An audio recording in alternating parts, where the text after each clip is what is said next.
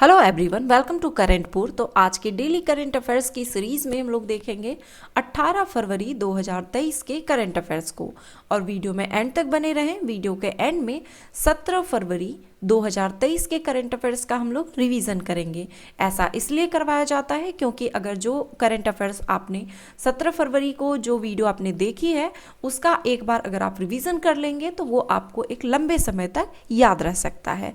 और ये current affairs जो आपको प्रोवाइड करवाया जा रहा है ये सभी कॉम्पिटिटिव एग्जाम के लिए काफ़ी हेल्पफुल है। और यकीन मानिए, अगर आप डेली करंट अफेयर्स की सीरीज से अगर आप जुड़े हैं तो आप करंट अफेयर्स के बादशाह जरूर बन जाएंगे। तो चलिए देखते हैं आज का करंट अफेयर्स। क्वेश्चन है पहला कि प्रधानमंत्री श्री नरेंद्र मोदी जी कहां economic times global business summit 2023 को संबोधन किया। आंसर है ऑप्शन ए, नई दिल्ली में। प्रधानमंत्री श्री नरेंद्र मोदी ने 17 फरवरी को दिल्ली के होटल ताज पैलेस में economic times global business summit को संबोधित किया। ग्लोबल बिजनेस समिट 2023 की जो थीम है वो है मजबूती, प्रभाव, प्रभुत्व, यानी कि रेसिलियंस, इन्फ्लुएंस और डोमिनेंस। ये 2 दिवसीय शिखर सम्मेलन 17 से 18 फरवरी को आयोजित किया जा रहा है। इस वैश्विक व्यापारिक शिखर सम्मेलन की मेजबानी हर साल द टाइम्स ग्रुप्स द्वारा जारी की जाती है।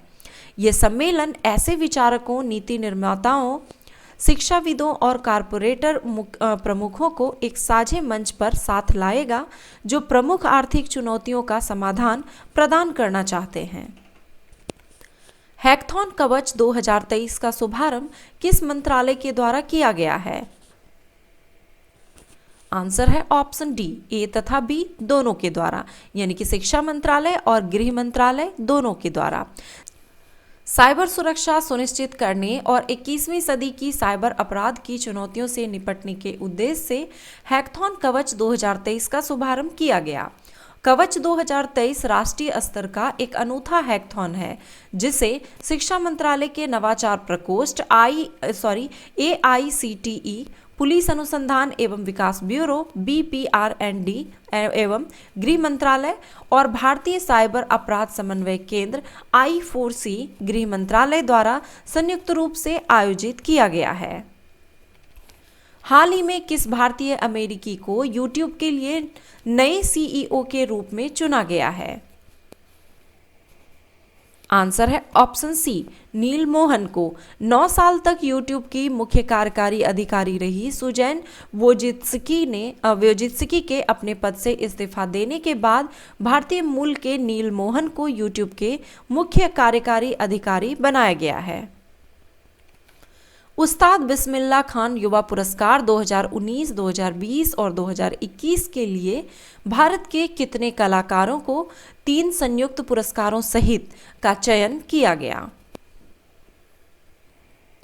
आंसर है इसका ऑप्शन सी, 102। केंद्रीय संस्कृति, पर्यटन और उत्तर पूर्वी क्षेत्र विकास मंत्री जी किशन रेड्डी ने 15 फरवरी को नई दिल्ली में उस्ताद बिस्मिल्लाह खान युवा पुरस्कार 2019, 20 और 21 प्रदान किए। उस्ताद बिस्मिल्लाह खान युवा पुरस्कार 2019, 20 और 21 के लिए भारत के 102 कलाकारों को पुरस्कृत किया गया। हाल ही में UIDAI द्वारा जारी नए AI चैटबॉट का क्या नाम दिया गया है। आंसर है ऑप्शन बी, आधार मित्र। UIDAI ने एक नया AI चैटबॉट लॉन्च किया है जो लोगों को उनके सवालों के जवाब देगा। इसे आधार मित्र के तौर पर डेवलप किया गया है। एशिया का सबसे बड़ा समुद्री खाद्य उत्पाद कार्यक्रम India international sea food show कहाँ संपन्न हुआ। आंसर है ऑप्शन डी, कोलकाता में। एशिया का सबसे बड़ा sea food show India international sea food 17 फरवरी को कोलकाता में संपन्न हुआ। समुद्री उत्पाद निर्यात विकास प्राधिकरण MPEDA द्वारा seafood exporters association of India के सहयोग से आयोजित 3 दिवसीय कार्यक्रम 15 फरवरी से शुरू हुआ। इसमें G20 देशों पर विशेष ध्यान देने के साथ क्रेता विक्रेता की बैठक हुई। हाल ही में किस मंत्रालय द्वारा खालिस्तान टाइगर फोर्स और जम्मू कश्मीर गजनवी फोर्स को आतंकवादी संगठन घोषित किया गया है। आंसर है ऑप्शन ए, गृह मंत्रालय द्वारा। गृह मंत्रालय ने खालिस्तान टाइगर फोर्स और जम्मू कश्मीर गजनवी फोर्स को आतंकवादी संगठन घोषित किया है। गृह मंत्रालय ने कहा है कि खालिस्तान टाइगर फोर्स एक उग्रवादी संगठन है जिसका उद्देश्य पंजाब में आतंकवाद को पुनर्जीवित करना है।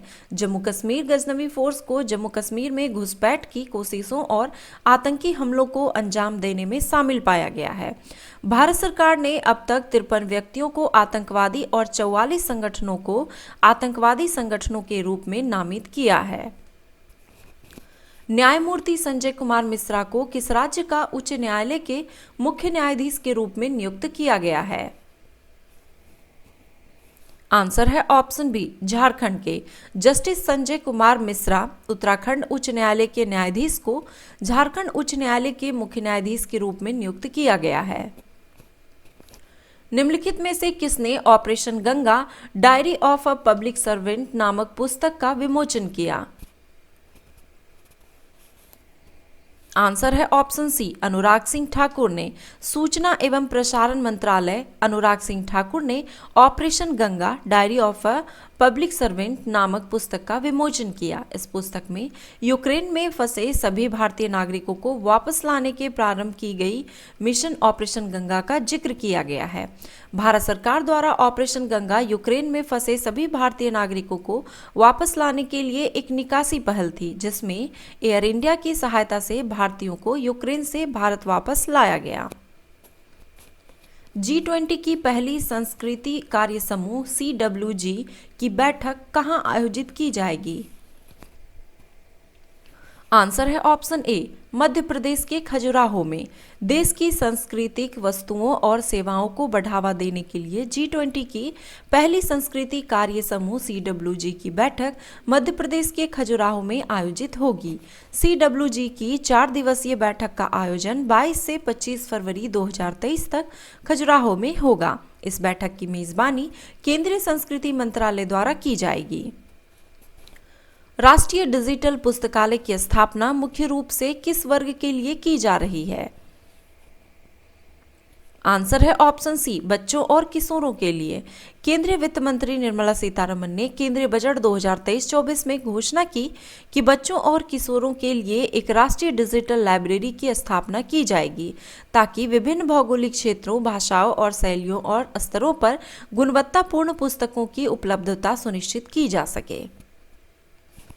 तो चलिए अब 17 फरवरी 2023 के करंट अफेयर्स का हम लोग रिवीजन करते हैं।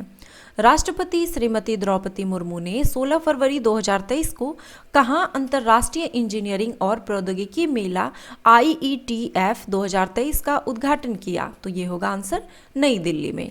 पीएम मोदी ने किस राज्य में वर्चुअली जल जन अभियान का उद्घाटन किया? तो राजस्थान में। भारत मूल की अमेरिका में पहली महिला सिख न्यायाधीश के तौर पर किसने शपथ ली? तो मनप्रीत मोनिका सिंह ने। वाइब्रेंट विलेज प्रोग्राम यानी कि VVP के संदर्भ में ये जो दिए गए कथन है ये सभी सही हैं कि इस प्रोग्राम को वित्तीय वर्ष 2022-23 से 25-26 तक लागू किया जाएगा। इस प्रोग्राम के लिए 4800 करोड़ रुपया आवंटित किया गया है। इसकी शुरुआत देश के उत्तरी सीमा पर गांव में बुनियादी ढांचे में सुधार के लिए किया गया है। यह प्रोग्राम लद्दाख, हिमाचल प्रदेश, उत्तराखंड, सिक्किम और अरुणाचल प्रदेश में लागू होगा। भारतीय क्रिकेट टीम की किस ऑलराउंडर ने T20 क्रिकेट में 100 विकेट लेने का रिकॉर्ड बनाया है? तो आंसर हो जाएगा आपका दीप्ति शर्मा। अंतर्राष्ट्रीय बाल कैंसर दिवस international childhood cancer day ICCD किस तिथि को मनाया जाता है? तो ये मनाया जाता है 15 फरवरी को। इंटरनेशनल चाइल्डहुड कैंसर डे 2023 की जो थीम है वो है थ्रो देयर हैंड्स। हाल ही में किस राज्य में नकल विरोधी कानून एंटी कॉपिंग लॉ लागू किया गया है? तो उत्तराखंड में। हाल ही में किस देश के वैज्ञानिक ने नई प्रकार के क्वासी क्रिस्टल की खोज की है? तो अमेरिका के। अभी हाल ही में किसे यूनेस्को शांति पुरस्कार 2022 से सम्मानित किया गया है? तो एंजेला मार्केल को। भारत और जापान के बीच सैन्य युद्धाभ्यास एक्सरसाइज धर्म गार्जियन 2023 का चौथा संस्करण 17 फरवरी से 2 मार्च 2023 तक कहां आयोजित किया जा रहा है? तो आंसर हो जाएगा इसका जापान के सीगा प्रांत में।